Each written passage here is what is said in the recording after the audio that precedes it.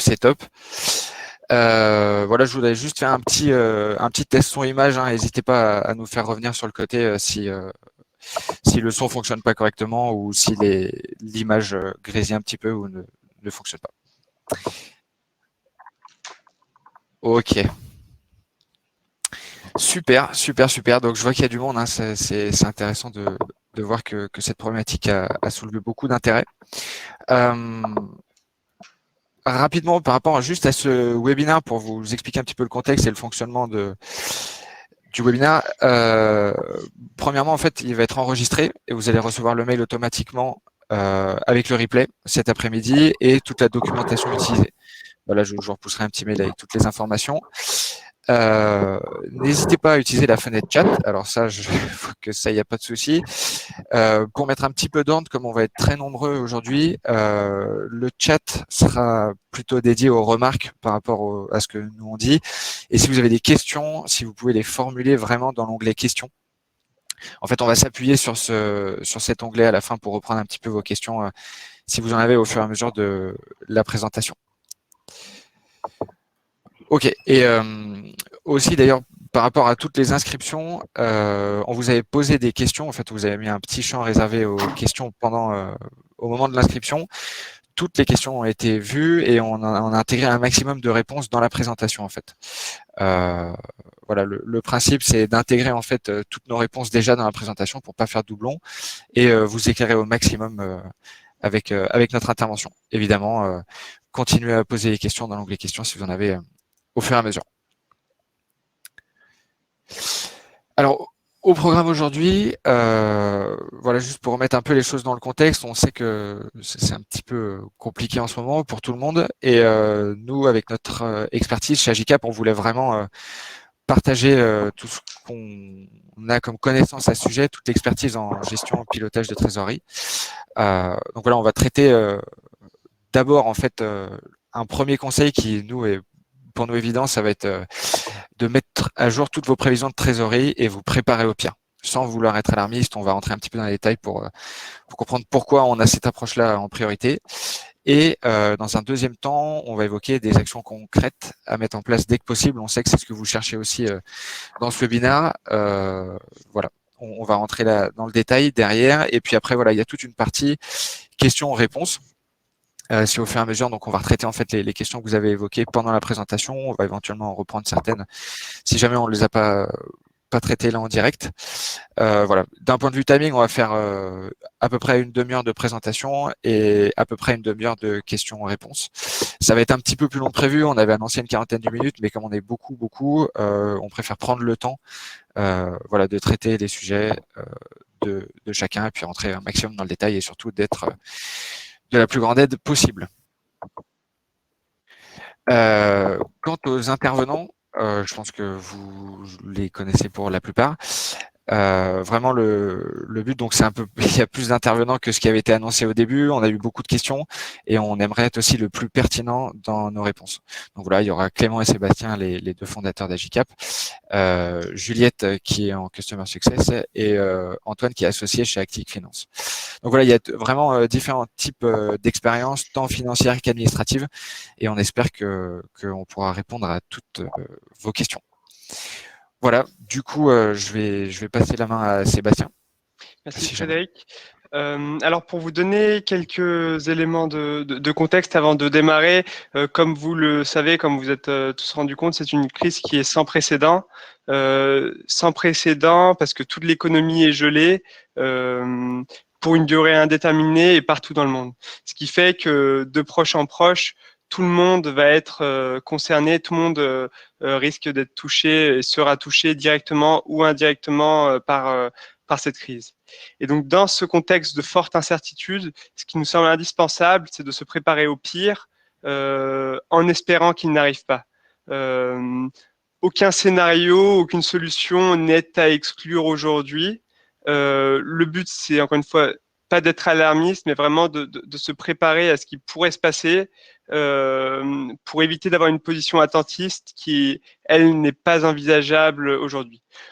Donc l'objectif de ce webinaire aujourd'hui, il est double. Un, c'est de vous aider de manière très concrète à maximiser à la fois vos chances de survie sur cette crise, dont encore une fois on ne sait pas combien de temps elle va durer, mais aussi vous permettre de ressortir de cette crise, de ces quelques semaines, de ces quelques mois potentiellement, avec des réserves en cash suffisantes pour après vous permettre de vous relancer. Donc vous aider à prévoir, et deuxièmement, vous donner des solutions concrètes à mettre en place dès à présent. Le plus rapidement vous allez mettre en place, plus vous allez pouvoir sécuriser votre trésorerie.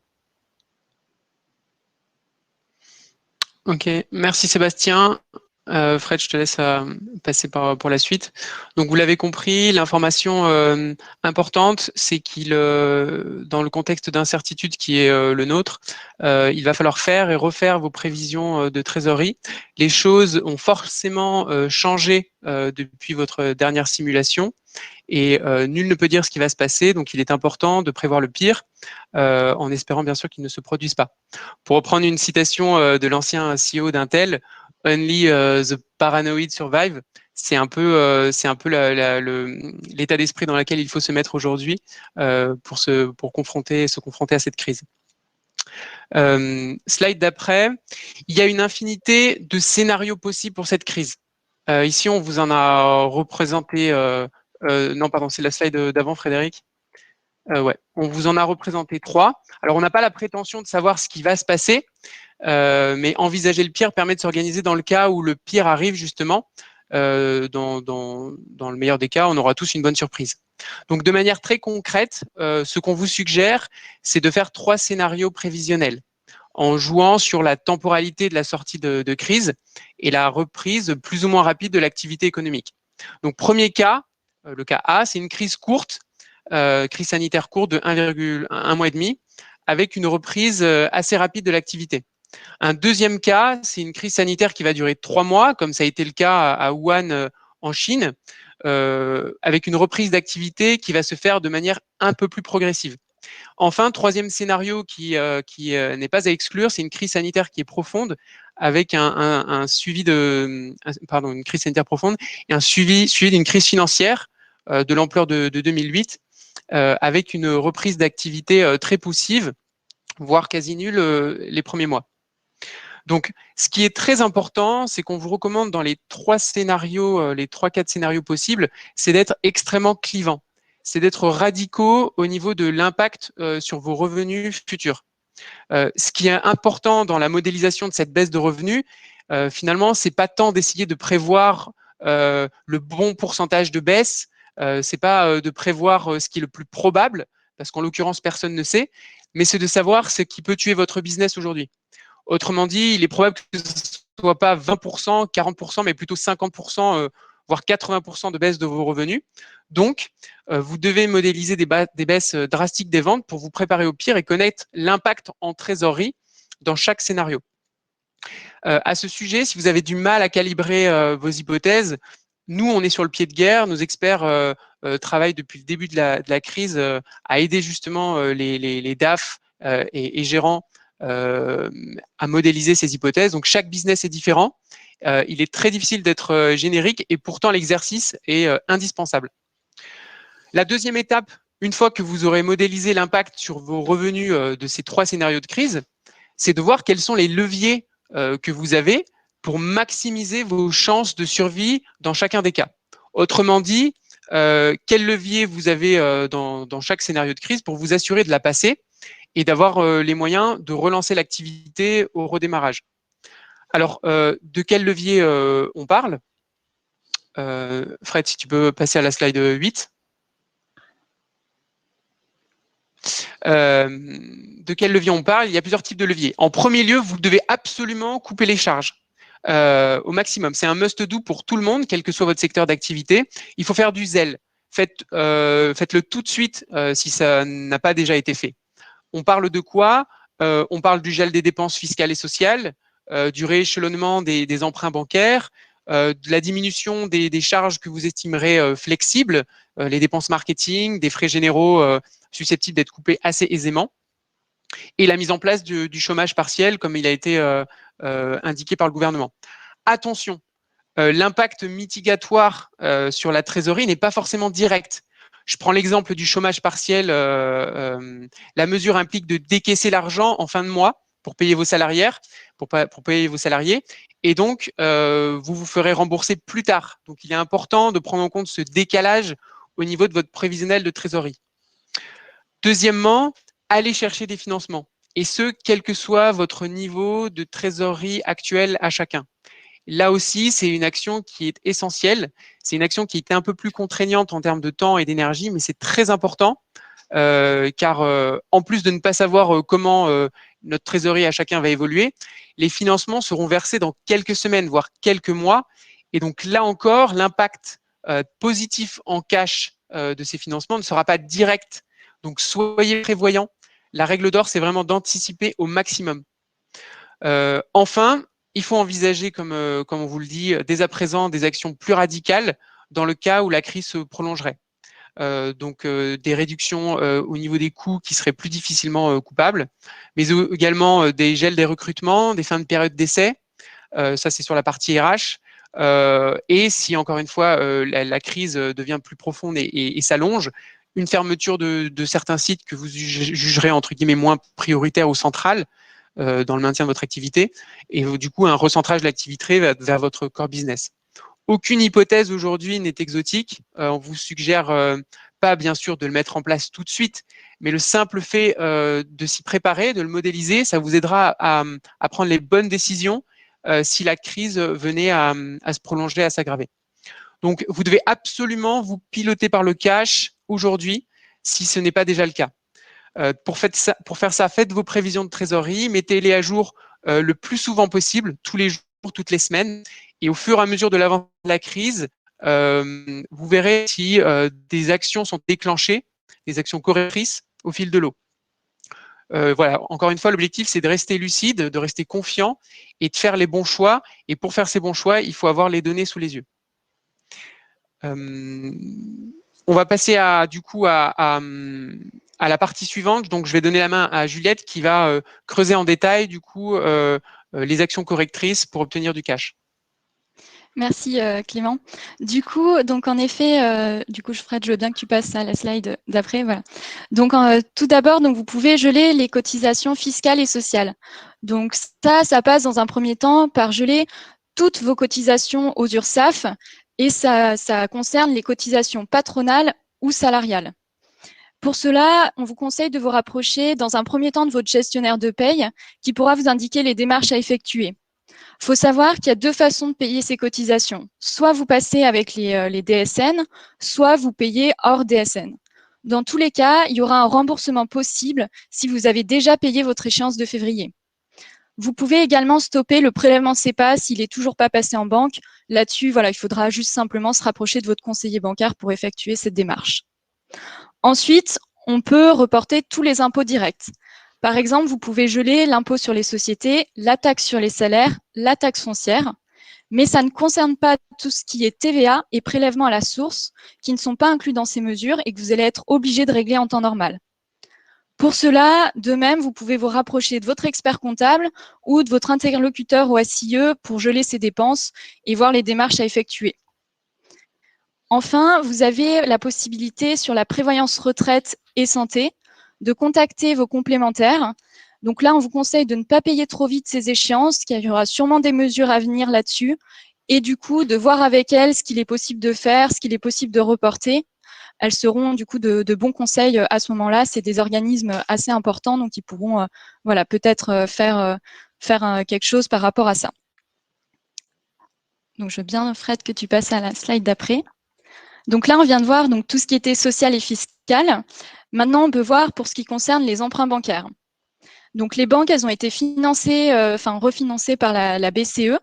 Donc, profitez-en pour échelonner votre prêt à la fois pour les 3 prochains mois, afin de vous libérer de la trésorerie, mais aussi en voyant à plus long terme, car vous allez avoir besoin de trésorerie dans 6 mois.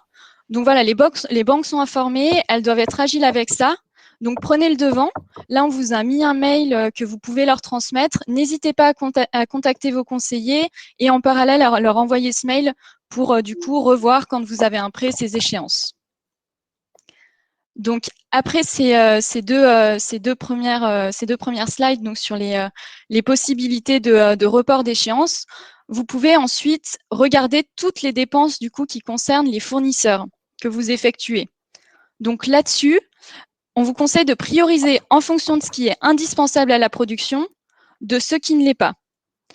Il faut aussi regarder, lorsque vous souhaitez reporter ces échéances fournisseurs, du coup, la taille et la santé financière du fournisseur auquel vous allez le demander. Privilégiez plutôt les plus gros. C'est eux qui vous donneront une réponse positive déjà le plus rapidement possible. Et ça permettra d'éviter l'effet boule de neige, puisque si vous allez demander à un fournisseur qui est déjà en difficulté, voilà, ça va le mettre encore plus en difficulté et c'est pas ce qui est souhaitable. Enfin, pour tout ce qui concerne le gaz et l'électricité, vous pouvez vous tourner vers votre fournisseur d'électricité et de gaz. Ils sont informés et ils peuvent reporter ces échéances. Donc, n'hésitez pas là-dessus aussi à faire cette démarche. Ça peut vous permettre de gagner un peu de trésorerie sur les mois à venir. Pour les loyers, donc c'est pas systématique là-dessus, mais vous pouvez avoir une marge de manœuvre. La règle à ce niveau-là, c'est que plus le bailleur est gros, plus vous aurez une réponse positive. Donc, pour le paiement des loyers, nous vous conseillons de contacter dans un premier temps le bailleur afin de négocier un gel des échéances et aussi de passer plutôt en mensuel plutôt qu'en trimestriel si vous êtes en paiement là-dessus, sur ces échéances-là. Donc, pareil, si voilà, c'est un propriétaire privé, n'hésitez pas à lui demander, mais là, ce sera du coup de gré à gré. Du coup, je vais relaisser la main à Sébastien pour Merci Juliette. Alors, du coup, on a vu quelles étaient, sur cette première partie, on a essayé d'identifier quelques pistes, il y en a probablement d'autres, mais de dépenses à geler pour tout le monde, qui vous donneront un peu de marge, donc qui vous permettront d'avoir un cash burn, une consommation en cash qui est un peu plus faible que celle que vous pourriez avoir sans mettre en place ces mesures. Comme le disait Clément, en complément et dès à présent, allez chercher des financements bancaires. La BCE cette nuit a ouvert les vannes, a prévu un plan de 750 milliards pour refinancer les banques et les États et pour que l'économie justement ne s'arrête pas trop brusquement. Le point à avoir en tête ici, c'est que il risque d'y avoir beaucoup de demandes, c'est-à-dire que les délais de traitement risquent d'être longs. Donc même si vous n'avez pas besoin de financement dans les 2 prochaines semaines, dans le prochain mois, faites les demandes dès à présent. Ce qu'on anticipe, c'est que les délais avant d'avoir l'argent sur votre compte en banque seront d'au moins 1 mois, 2 mois, 3 mois dans le meilleur des cas. Donc anticipez. Premier type d'interlocuteur sont vos banques.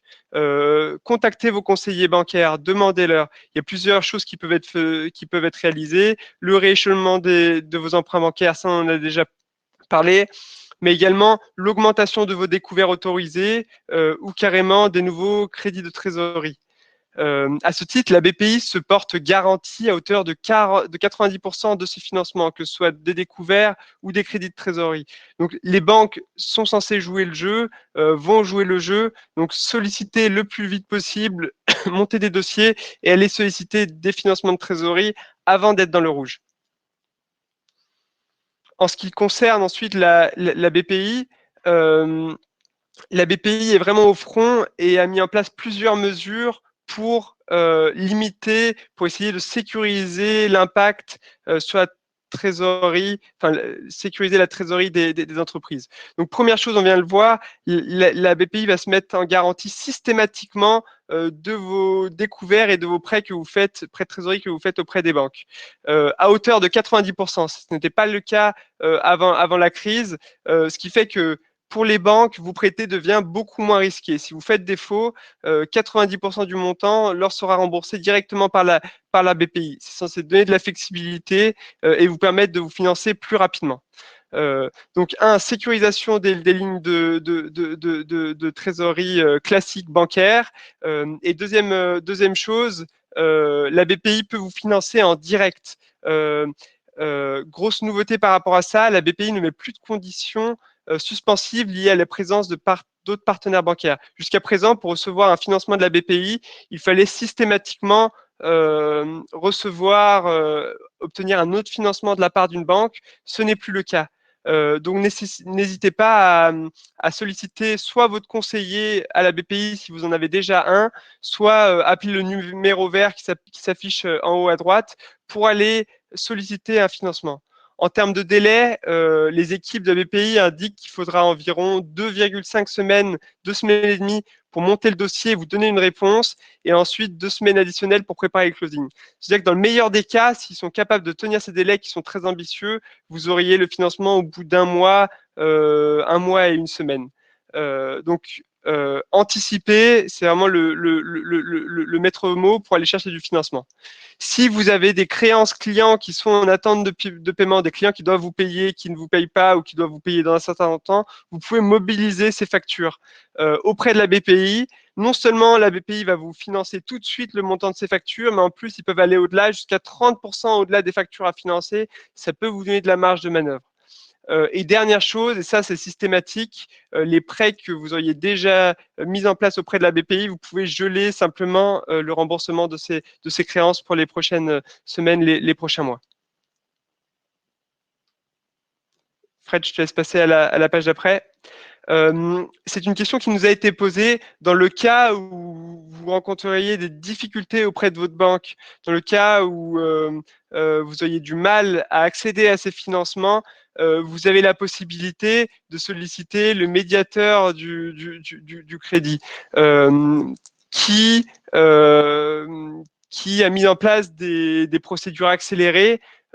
Si vous faites une demande au médiateur du crédit, vous pouvez avoir une réponse sous 2 jours. Et ensuite, le médiateur va laisser 5 jours aux acteurs bancaires pour revoir leur position. Donc, si vous avez du mal à discuter en direct, si après avoir rencontré votre conseiller bancaire, vous voyez que vous êtes dans une situation de blocage, n'hésitez pas à solliciter le médiateur. Ça peut faire bouger, ça peut faire accélérer les choses. Dernière chose, Fred, je te laisse passer à la page d'après, le chômage partiel.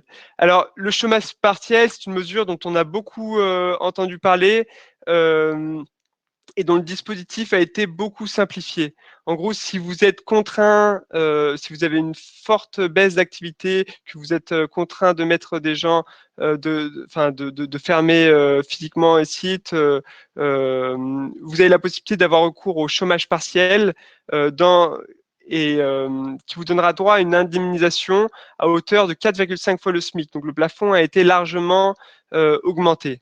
Comment ça fonctionne en pratique? Dans un premier temps, vous devez vous rendre sur le site activitépartielle.emploi.gouv et faire une demande de chômage partiel pour un certain nombre d'heures et un certain nombre d'employés. Donc c'est une demande en amont que vous pouvez faire de manière rétroactive.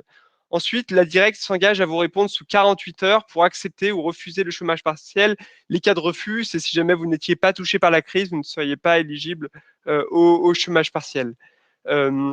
Ensuite, c'est bien à vous, en tant qu'employeur, de rémunérer vos salariés à hauteur de 70% du salaire brut à minima.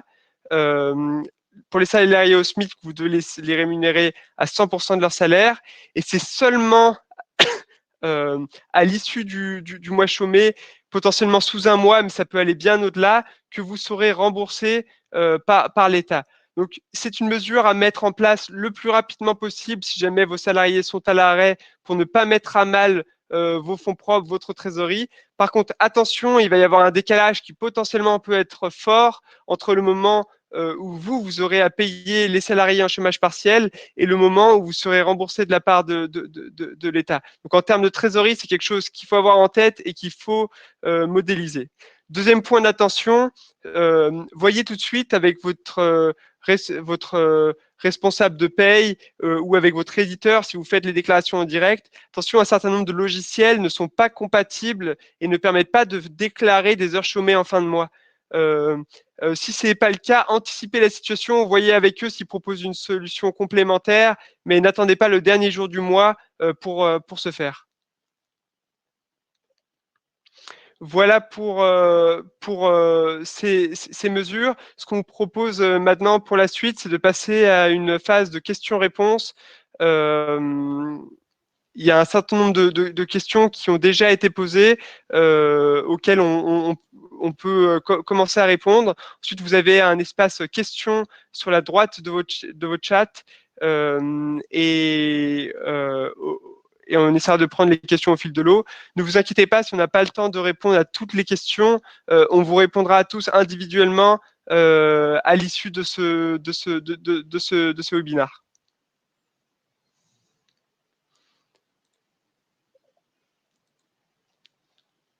Alors, peut-être que une des premières questions qui nous a été remontée en amont, mais qui a été posée assez souvent, portait sur l'assurance perte d'exploitation.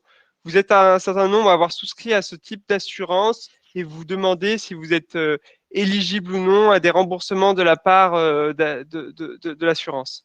Là-dessus, on ne va pas être en mesure de vous donner une réponse définitive parce que les choses ne sont pas encore complètement arrêtées à ce niveau-là. Le gouvernement demande aux assureurs de participer à l'effort collectif. Par contre, vous n'avez pas de garantie de remboursement, de prise en charge par les assureurs, puisque sur le dommage et la perte d'exploitation, sur la perte d'exploitation sans dommage suite à une épidémie, les solutions assurantielles ne couvrent pas ce cas pour le moment.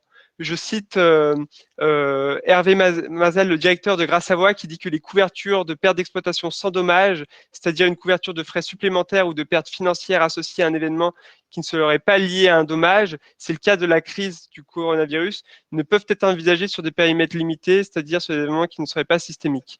Donc, en pratique, il n'est pas du tout évident que les assurances prennent en charge la perte d'activité. Encore une fois, dans une hypothèse conservatrice, je vous invite à ne pas prendre en compte ces revenus dans vos business plans, dans vos prévisionnels. On espère avoir une bonne surprise à ce niveau-là, mais c'est pas gagné d'avance.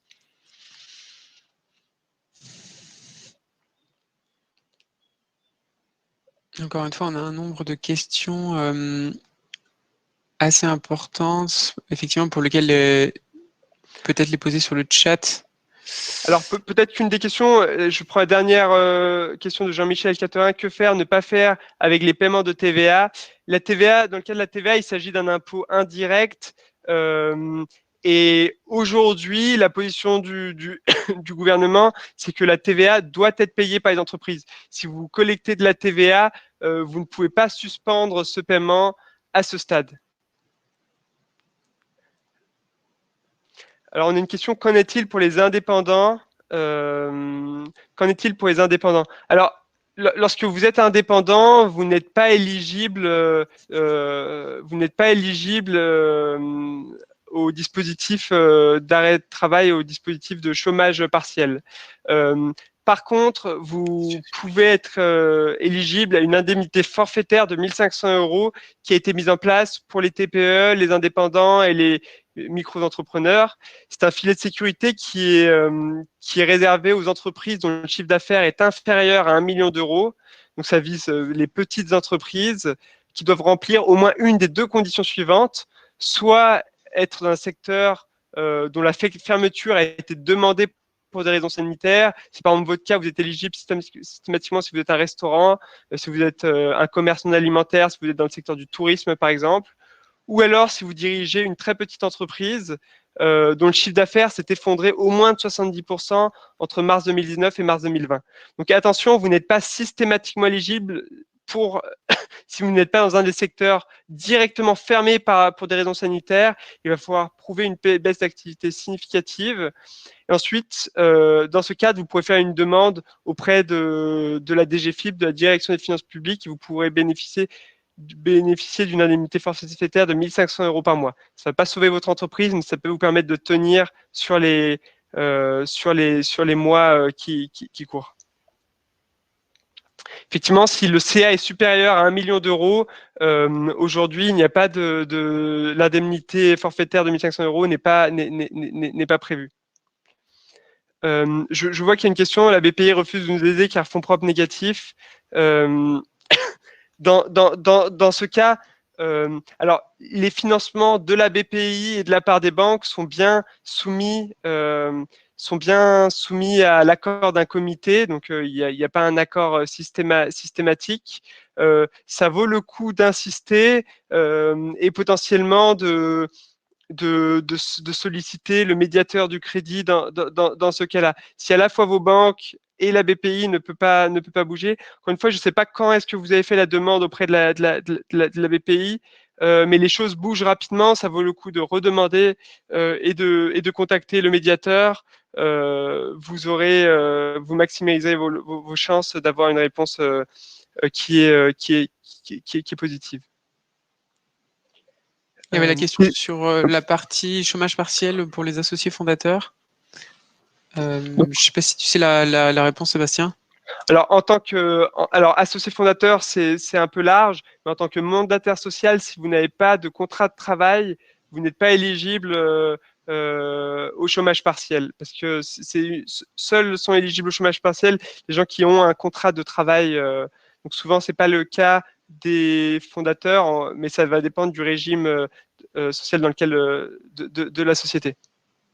Une autre question, on a apporté la réponse, mais peut-être pour repréciser, on nous demande que faire quand l'URSSAF a déjà prélevé l'échéance de mars, donc pour les cotisations sociales et patronales du mois de février. Dans ce cas-là, un remboursement est possible. Contactez votre gestionnaire de paie pour qu'il fasse une demande de votre part à l'URSSAF. L'URSSAF s'engage à faire un remboursement, donc vous êtes sûr d'obtenir le remboursement. Si vous n'avez pas de gestionnaire de paie, vous pouvez les contacter directement l'URSSAF pour demander un remboursement. Une question qui revient souvent, c'est quand seront versés les remboursements du chômage partiel? Là-dessus, c'est difficile de vous apporter une réponse de manière certaine. On a vu pas mal de choses. Jusqu'à présent, avant la crise du coronavirus, le temps moyen de remboursement en cas de chômage partiel était de l'ordre d'1 mois. Par contre, compte tenu des nouveaux volumes en jeu et compte tenu de la situation, on anticipe une forte augmentation des demandes. Et c'est pas dit que les services parviennent à suivre et à tenir le délai. Nous, notre recommandation, c'est plutôt d'être conservateur sur vos prévisions, dans vos modélisations, anticiper le fait que le remboursement risque de prendre du temps, potentiellement 1 mois, potentiellement 2 mois, potentiellement 3 mois. Dans notre cas, lorsque nos experts aident nos clients à monter, nos utilisateurs à monter un prévisionnel de trésorerie, on recommande plutôt de modéliser un remboursement sous 3 mois au moins.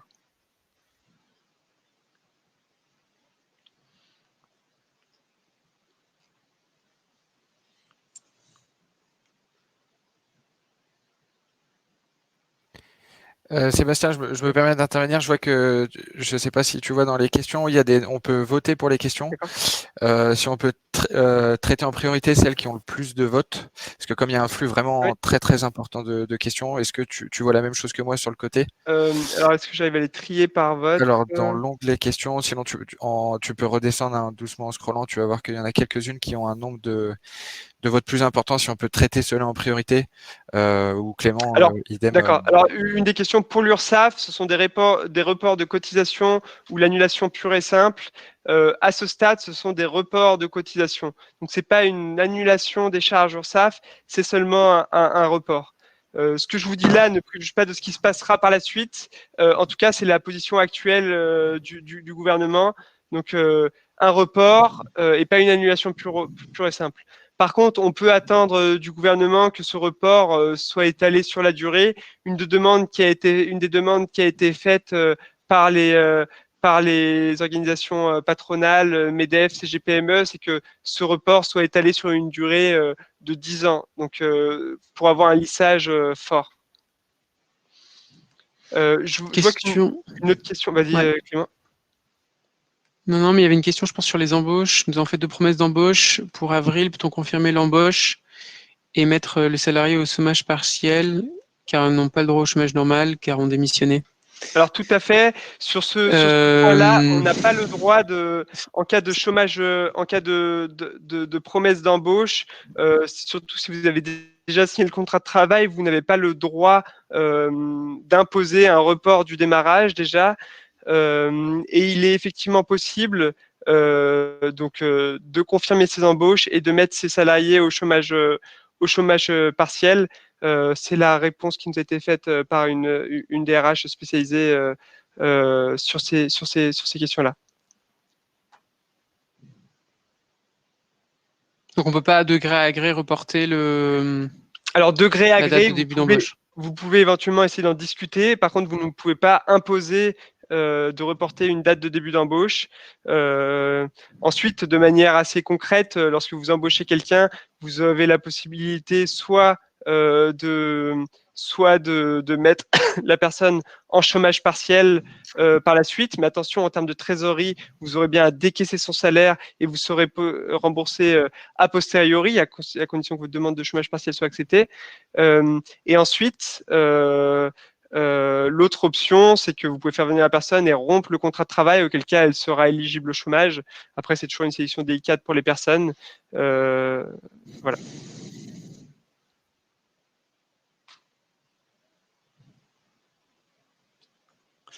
Il y a une question qui est une question plus générique, qui est que les questions des uns intéressent les autres, donc on répondra de manière individuelle autant que faire se peut à chacun, mais on créera, je pense, une banque de questions et de réponses pour que les questions que vous ne vous posez pas aujourd'hui, mais que vous pourriez vous poser demain, certains auraient déjà eu la réponse et qu'on partage les réponses à l'ensemble de la communauté.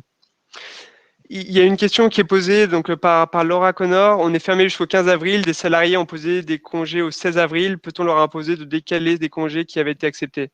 Alors, concernant les congés, déjà, premier élément de réponse, vous ne pouvez pas imposer des congés à vos salariés. Par contre, vous avez effectivement la possibilité de décaler des congés qui avaient déjà été posés, y compris pendant cette période des gens qui auraient déjà posé des congés sur les prochains mois. Vous pouvez décaler ces congés pour les positionner en amont et tenir compte de cela. Par contre, attention, donc vous êtes fermé jusqu'au 15 avril, ça c'est les directives actuelles. Tenez aussi, prenez en compte le fait que il n'est pas garanti que vous pourrez rouvrir le 16 avril. On n'est pas à l'abri d'avoir un report encore un allongement de la durée du confinement.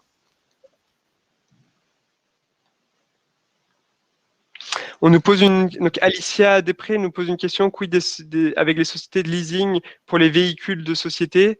De la même manière que vous pouvez essayer de renégocier vos loyers immobiliers, vous avez la possibilité d'essayer de renégocier, de décaler le paiement de vos crédits baux, notamment concernant les véhicules de société. Alors, ce n'est pas systématique, ça va dépendre notamment de la taille, de la solidité de votre crédit bailleur, mais souvent, c'est des grosses structures et c'est une action assez concrète qui peut essayer, qui a de bonnes chances de réussite, donc d'essayer d'étaler, de lisser, de rééchelonner vos loyers de leasing pour vos véhicules de société ou autre type de leasing.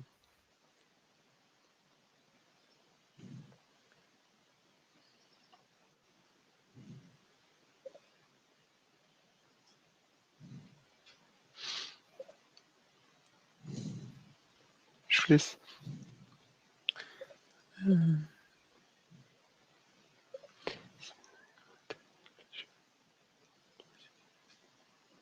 Alors, on nous pose une question, si télétravail organisé et volonté de mise en place du chômage partiel, doit-on s'organiser en jour ou demi-journée chômée afin de bien montrer qu'il n'y a pas eu de travail d'effectué? Peut-être je ne sais pas si je vais répondre complètement à cette question, mais pour donner quelques éléments de réponse à cette question. En fait, en amont, comment ça fonctionne le chômage partiel? En amont, vous allez faire une demande à la directe pour vos salariés pour un régime horaire de chômage partiel. Donc, vous allez par exemple demander pour les 3 prochains mois, nous, ce qu'on vous encourage, c'est à faire une demande qui est large, c'est-à-dire par exemple, pour les 3 prochains mois, je demande l'autorisation de mettre en chômage partiel 80% les employés sur tel poste, tel poste et tel poste. Chômage partiel à 100%. Vous pouvez faire cette demande-là. Une fois que vous avez fait cette demande sous 48 heures, vous aurez la réponse de la directe qui va vous dire si c'est accepté ou si c'est refusé. Si c'est accepté, vous n'êtes pas obligé, vous avez ensuite des marges de manœuvre. Si vous avez demandé un chômage partiel complet pour un salarié sur une période donnée, vous avez la possibilité en fin de mois de déclarer, et d'ailleurs vous êtes encouragé à le faire, à déclarer les heures qui ont vraiment été travaillées et celles qui ont vraiment été chômées. Donc pour répondre à votre question, si jamais vous avez mis en place le télétravail et que vos salariés travaillent à mi-temps ou X heures par semaine, vous avez tout à fait la possibilité de déclarer le fait qu'il y a tant d'heures qui ont été chômées qui ne correspondent pas à un plein temps. Ça n'a pas à être équivalent d'un temps plein.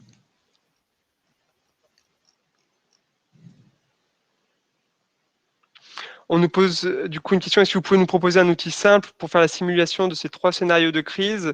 À ce niveau-là, on peut vous proposer, deux choses. D'une part, on a mis en place un modèle Excel qui vous permet de faire vos prévisions de trésorerie qui est disponible en téléchargement libre. On pourra vous envoyer le lien qui vous permet de faire des premiers niveaux de modélisation, notamment si vous êtes à l'aise avec Excel. Par ailleurs, Agicap vous permet également de faire ça en vous inscrivant sur Agicap. Vous aurez un outil à la fois simple qui vous permettra de faire vos prévisions de trésorerie, de les mettre à jour en temps réel, mais surtout vous serez accompagné par nos experts qui vous aideront à calibrer, à mettre en place ces prévisions. On nous pose une autre question, toujours sur le chômage partiel. Je vois qu'il y a pas mal de questions sur ce sujet. Si les salariés travaillent en 39 heures, l'État indemnise-t-il 39 heures ou 35 heures? Si ce n'est que 35 heures, que se passe-t-il si le salarié n'est qu'en chômage partiel? Donc, si vous avez un contrat sur la base des 39 heures, l'État indemnise que 35 heures. Donc, même s'il est en chômage partiel complet, une partie restera forcément à votre charge.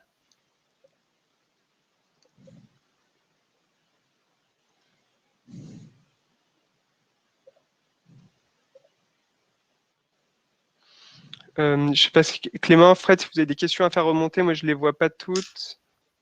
Alors, je me suis permis de classer, hein, tu verras, Seb et Clément, vous verrez dans la partie questions, je les ai triés par nombre de votes. Donc là, vous pouvez les reprendre, Seb, ce que tu vois d'en haut, c'est celle qui a le plus de votes. Et, oui, redescendre, des cotisations à Gicarco qui sont versées trimestriellement à Malakoff en ce qui me concerne. Alors ça typiquement, c'est des cotisations que il n'y a pas de réponse définitive sur ce sujet. Nous, on vous invite à faire du zèle ou alors à ne pas en faire là-dessus, en tout cas à ne pas payer tout de suite, laissez passer, attendez de vous faire relancer ou alors sollicitez tout de suite votre interlocuteur sur le sujet. Typiquement, c'est un gros acteur qui peut absorber la charge et nous, on pense qu'il y aura un décalage là-dessus. On ne peut pas vous le garantir, mais c'est des choses sur lesquelles vous avez potentiellement des leviers.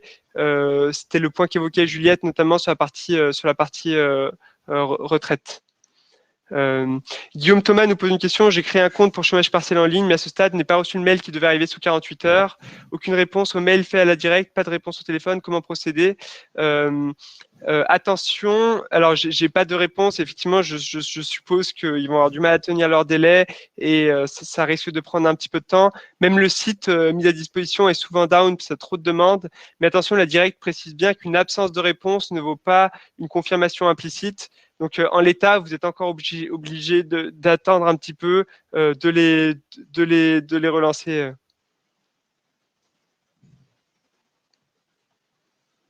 Donc, les questions auraient été triées. J'essaie de voir ça.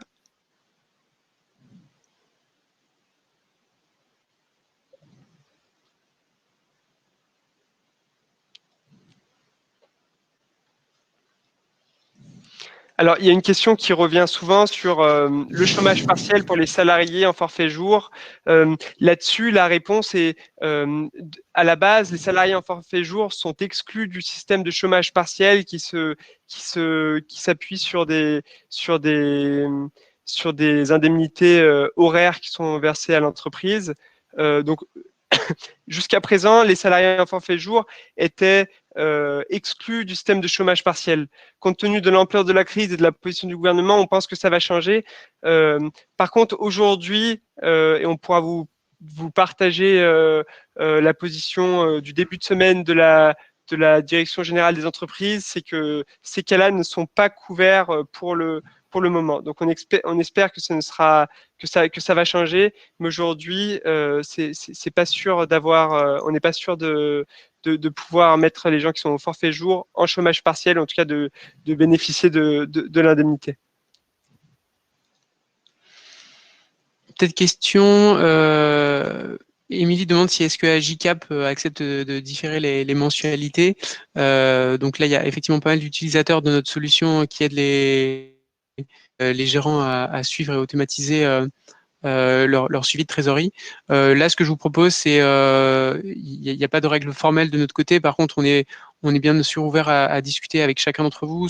Donc, vous avez des références à notre société, des gens avec qui vous êtes en contact direct. Le cas échéant, prenez contact avec Sébastien ou moi par mail. Comme ça, on prévoit un échange téléphonique et on voit au cas par cas en fonction de chacun en forfait, abonnement que vous avez et on en discute ensemble si vous le voulez bien. Je profite aussi pour rebondir de ce point pour tous ceux qui sont déjà clients d'Agicap. N'hésitez surtout pas à nous solliciter. Donc, nous, on s'est mis en place, 100% de l'entreprise est en télétravail, donc il n'y a pas de coupure de service de notre côté. Le support est très réactif. Et par ailleurs, on s'est réorganisé pour essayer de vous aider au mieux.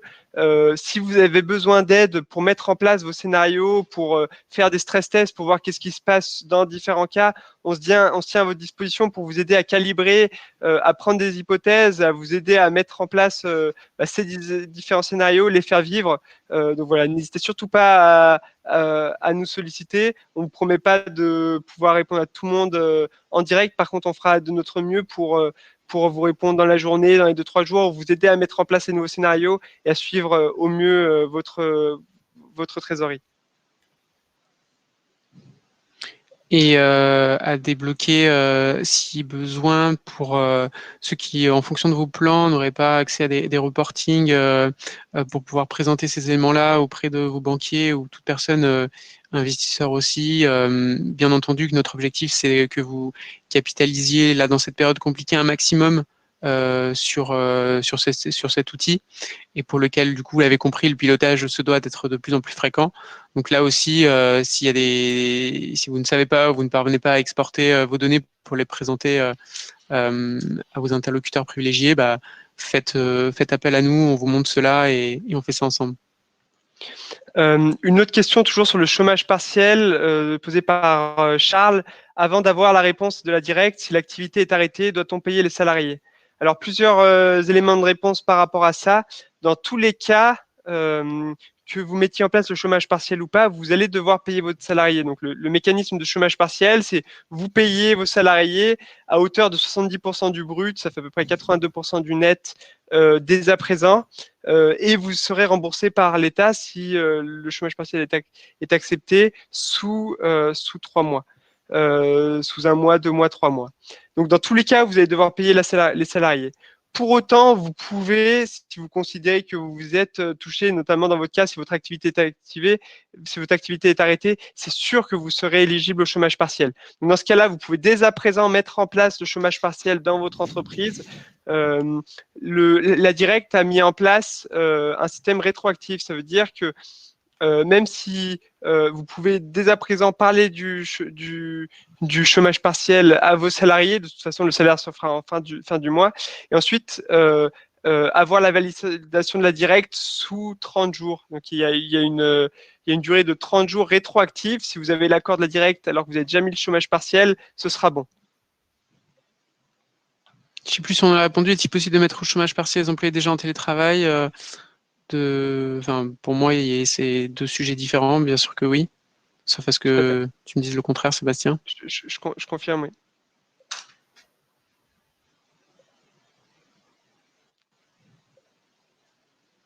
Ce qu'on vous propose, alors on a déjà dépassé le temps imparti, on n'est pas forcément hyper efficace dans la réponse aux questions. Ce qu'on va vous proposer de toute façon pour tout le monde, donc déjà merci à tous d'avoir participé à ce webinaire. N'hésitez pas, donc nous on va vous faire parvenir dans tous les cas les slides qui ont été présentés. On reviendra vers chacun d'entre vous pour vous faire une réponse individualisée à chacune de vos questions. On essaiera aussi de consolider ces réponses dans un document qu'on partagera à tout le monde. Si jamais vous avez d'autres questions qui se posent d'ici là, n'hésitez pas à venir nous voir sur Agicap. Encore une fois, on se tient à votre disposition pour essayer pour essayer de répondre au mieux à vos questions au plus vite. On va mettre en place un système d'agenda partagé pour que vous puissiez booker des points avec nos experts. Voilà, on va faire le maximum pour essayer de vous aider, répondre au mieux à vos questions et vous aider à bien prévoir. C'est une période qui est compliquée pour tout le monde, mais en prévoyant, en anticipant, vous allez vraiment maximiser les chances de sortir par le haut de cette crise. Merci à tous et voilà, bonne continuation. À bientôt. Merci à tous. Merci à tous beaucoup, et à très vite. Merci beaucoup. Pour ceux qui veulent continuer à échanger sur le sujet. Au revoir. Et Merci vous recevrez beaucoup. bien entendu tout par mail cet après-midi. À très vite.